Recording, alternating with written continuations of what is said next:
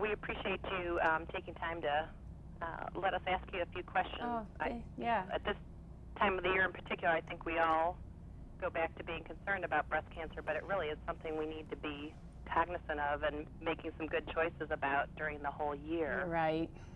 I have a couple of questions I'd like to ask you. Do you mind if I dive right in? You go right ahead. Great.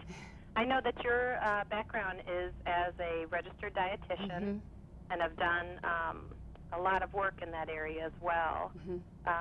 What do you feel is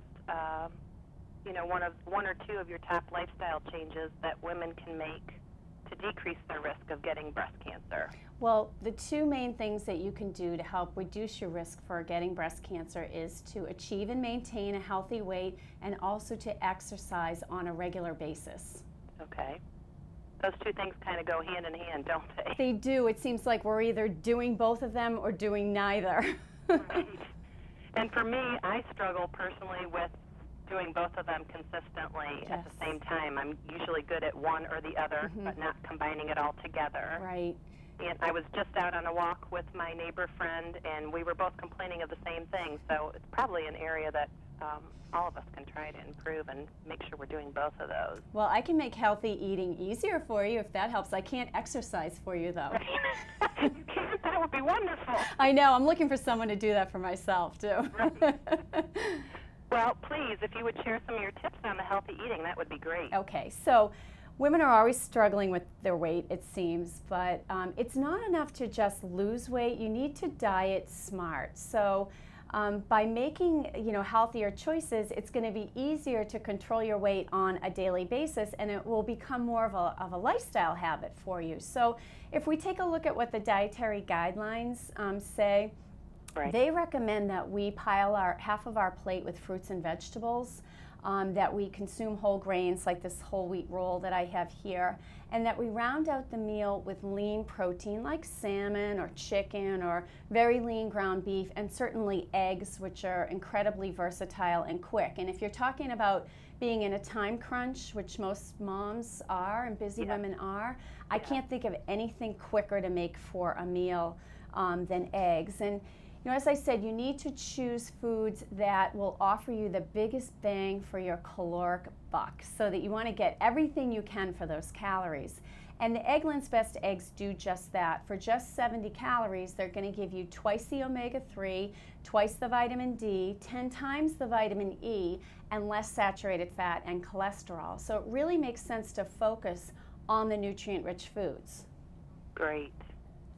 And so, are you not as worried about whether a lot of people are going through that whole low-fat craze? Are you saying that it's more important for us to push the fruits and veggies and high fiber than to particularly worry whether or not something is low-fat or not? Yes, because really the focus now is on healthy fats. So the fats that you would get, like the omega-3 fats that you would find actually in the Eggland's Best, and also in seafood, things like in nuts, in canola oil, in olive oil.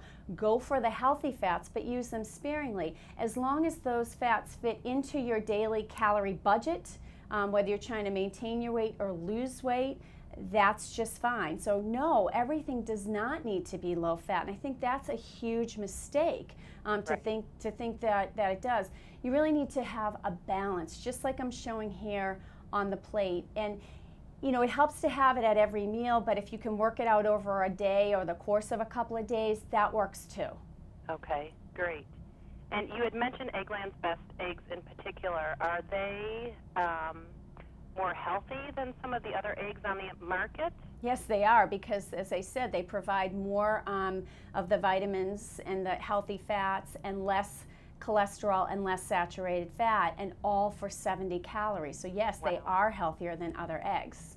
And I really am so proud to be working with them, because now until November 15th, they have changed that famous red EB stamp on every egg to a pink EB, and also put the Komen ribbon on every egg as well. And they've pledged $50,000 to the Susan G. Komen for the cure. So it's really a win-win situation to be looking for Eggland's Best and to be including them in your diet. Great. So if our blog followers haven't tried them, now might be a great time to not only make a change to a healthier product, but one that's also going to make a donation to Susan Komen. Yeah, I agree. Mm-hmm. Wonderful. Listen, I've also been doing a little reading about vitamin D and choline. Yes. And how they have a link to reducing breast cancer. Do you have any more information you can share with us on that? Yeah, there's some preliminary evidence that's very exciting that says that vitamin D helps to reduce the risk of breast cancer, and also that choline, which is a nutrient found in all eggs, helps to reduce the risk of breast cancer. And this is something that we should all be looking for in the future. Right now, we don't consume enough vitamin D. Most of us don't consume enough vitamin D. It's very hard to find vitamin D in foods occurring naturally. And the Eggland's Best are great because they have twice the vitamin D of regular eggs. But things like milk are fortified with, vitamin D. Some yogurt has vitamin D in it. But generally speaking, it is really tough to get vitamin D from food. So you should really try to make sure you're getting the 3 glasses of milk every day that you need for your bones and for other reasons, but also to be including vitamin D-rich foods like the Eggland's Best every day as well. Okay. And I know here in Akron, Ohio, we have a lot of cloudy days. It's not always beautiful and sunny. Right. And so for us, it's that much more of a struggle. Right. And I live in Boston, and anybody north of about Washington, D.C. does not make any vitamin D in response to strong sunlight for about 6 months out of the year. Wow. And yes, it's really, really important to keep that in mind. So, in addition to getting the vitamin D from foods, most of us are going to need a supplement, especially our children. Everybody over the age of 1 needs the same amount of vitamin D, and we've got to make sure that the kids get it as well. Great. Well, that's a great point, because I know I found out recently with my doctor that I needed to be supplementing my D, and I've heard that from lots of other ladies and men, and I guess we need to be aware of children, too, that need that. Yes, right. If they don't drink 32 ounces a day of the fortified milk, the American Academy of Pediatrics says they do need a supplement. Okay. Wonderful. Well, I thank you for your time today and for working with Eggland's Best to help get the word out and remind us all of simple changes that we can make. And if you'd like more information, you can go to egglandsbest.com. Great. Thank you. Thank you.